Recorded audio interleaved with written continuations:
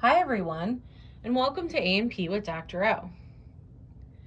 In this video, we are going to go ahead and talk about the sacrum and also the coccyx. The sacrum is going to follow the last of the lumbar vertebrae. It is a triangular shaped bone that is a fusion of 5 vertebrae.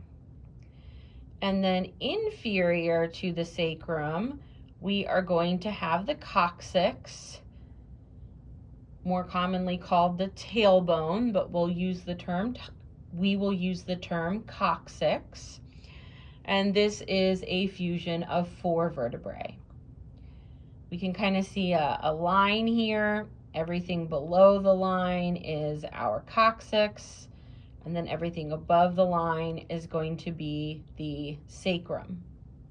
We have a few things to point out on the sacrum. We can see that we have a ridge that is going to run along the median portion of the bone. When we talk about a prominent ridge, then we're going to use the term crest. Because it runs along the middle, we use the term median, and because it's on the sacrum, we use the term sacral. This prominent bony ridge is going to be the median sacral crest. Superior here, we're going to have the sacral canal. We have this median sacral crest. This prominent bony ridge is our median sacral crest. And then inferior, we have this sacral hiatus. Now we also have several openings here. We know that openings or rounded passageways for blood vessels and nerves are usually called foramen.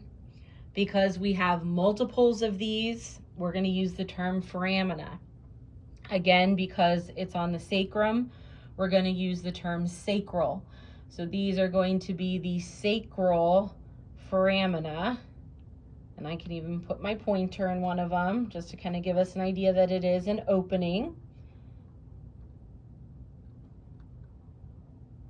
And those are going to be important for the passage of blood vessels and nerves.